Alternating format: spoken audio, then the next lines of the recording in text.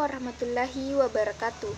Nama saya Alpia, stambuk 072-2018-0018 dari Prodi Pemanfaatan Sumber Daya Perikanan dari Fakultas Perikanan dan Ilmu Kelautan. Baiklah, pada kesempatan hari ini saya akan mempresentasikan materi yang berjudul Manajemen Pelabuhan Perikanan. Definisi pelabuhan. Menurut Peraturan Pemerintah Republik Indonesia Nomor 69 Tahun 2001, pelabuhan adalah tempat yang terdiri dari daratan dan perairan sekitarnya dengan batas-batas tertentu sebagai tempat kegiatan pemerintahan dan kegiatan ekonomi yang digunakan sebagai tempat kapal bersandar, berlabuh, naik turun penumpang dan atau bongkar muat barang yang dilengkapi dengan fasilitas keselamatan pelayaran dan kegiatan penunjang pelabuhan serta sebagai tempat perpindahan intra dan antar moda transportasi. Selanjutnya beberapa definisi dalam pengusahaan pelabuhan. Yang pertama A, pelabuhan umum, yaitu adalah pelabuhan yang diselenggarakan untuk kepentingan pelayanan masyarakat umum. B, pelabuhan daratan, adalah merupakan suatu tempat tertentu di daratan dengan batas-batas yang jelas dilengkapi dengan fasilitas bongkar muat, lapangan penumpukan dan gudang serta prasarana dan sarana angkutan barang dengan cara pengemasan khusus dan berfungsi sebagai pelabuhan umum. C, pelabuhan khusus, yaitu adalah pelabuhan yang dikelola untuk kepentingan sendiri menunjang kegiatan tertentu. D, penyelenggara pelabuhan umum, yaitu adalah unit pelaksana teknis atau satuan kerja pelabuhan atau badan usaha pelabuhan. E, pengelola pelabuhan khusus adalah pemerintah provinsi, pemerintah kabupaten atau kota, atau badan hukum Indonesia yang memiliki izin untuk mengelola pelabuhan khusus. F, yaitu daerah lingkungan kerja pelabuhan, adalah wilayah perairan dan daratan pada pelabuhan umum yang digunakan secara langsung untuk kegiatan kepelabuhan. G, daerah lingkungan kepentingan pelabuhan, adalah wilayah perairan sekeliling daerah lingkungan kerja perairan pelabuhan umum yang dipergunakan untuk menjamin keselamatan pelayaran. Selanjutnya jenis-jenis pelabuhan. Pelabuhan menurut kegiatannya, yaitu ada 3. Angkutan yang pertama angkutan laut yang selanjutnya disebut pelabuhan laut. Kedua, angkutan sungai dan danau yang selanjutnya disebut pelabuhan sungai dan danau. Dan terakhir, angkutan penyeberangan yang selanjutnya disebut pelabuhan penyeberangan. Pelabuhan menurut perannya meliputi 1.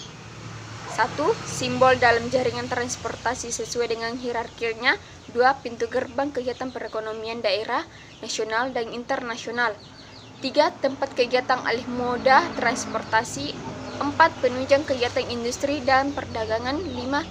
Tempat distribusi, konsolidasi, dan produksi. Pelabuhan berdasarkan letak geografis, yaitu 1. Pelabuhan pantai, yaitu pelabuhan yang terletak di tepi pantai, misalnya Pelabuhan Makassar, Balikpapan, Bitung, Ambon, Sorong, dan lain sebagainya. 2. Pelabuhan sungai, yaitu pelabuhan yang terletak di tepi sungai dan biasanya jauh ke pedalaman, misalnya Pelabuhan Samarinda, Palembang, Jambi, dan lain sebagainya. Pelabuhan berdasarkan kegiatan dan kelengkapan fasilitas, yaitu yang pertama pelabuhan internasional, 2. Pelabuhan regional, 3. Pelabuhan lokal. Selanjutnya berdasarkan volume atau kegiatan yang dominan. 1. Pelabuhan ekspor, 2. Pelabuhan impor, 3. Pelabuhan penyeberangan. Pelabuhan menurut kepentingan, yaitu 1. Pelabuhan umum, 2. Pelabuhan khusus. Perkembangan pelabuhan. A. Pelabuhan generasi pertama, yaitu pelabuhan tradisional yang tidak mempergunakan alat-alat mekanis atau seluruh kegiatannya menggunakan tenaga manusia. B. Pelabuhan generasi kedua, yaitu pelabuhan yang penyelenggaraan kegiatannya telah menggunakan alat-alat mekanis. C.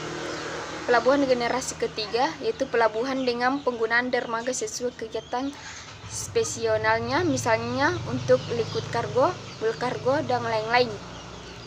D. Pelabuhan generasi keempat, yaitu pelabuhan yang telah menggunakan sistem komputerisasi. Fungsi umum pelabuhan, yaitu A. Link atau mata rantai.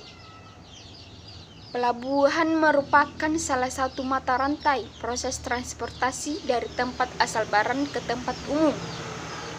B. Interface, yaitu titik temu pelabuhan sebagai tempat pertemuan dua moda transportasi, misalnya transportasi laut dan transportasi darat. C. Gateway atau pintu gerbang, pelabuhan sebagai pintu gerbang suatu negara di mana setiap kapal yang berkunjung harus mematuhi peraturan dan prosedur yang berlaku di daerah tersebut berada.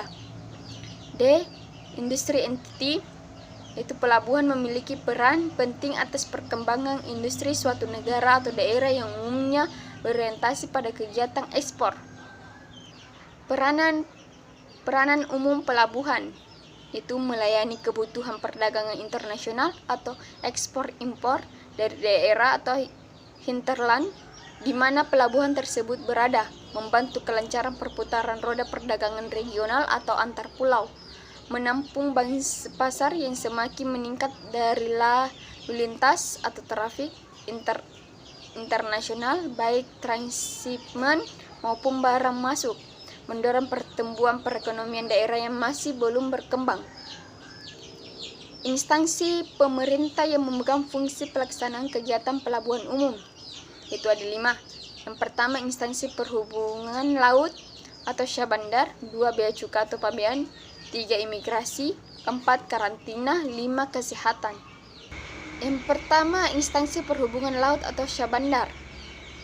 Menurut keputusan Menteri Keuangan nomor 131/KMK 05/1907 tanggal 31 Maret 1907, Undang-Undang Nomor 10 Tahun 1905, Pabean berwenang melakukan pengawasan terhadap lalu lintas barang yang keluar masuk wilayah Pabean Indonesia, termasuk barang-barang terlarang, obat-obatan berbahaya atau narkoba, serta memungut biaya terhadap barang yang menurut aturannya dikenakan bea yang bertugas, melakukan pencegahan masuknya barang-barang dari luar negeri tanpa didasari dokumen-dokumen resmi,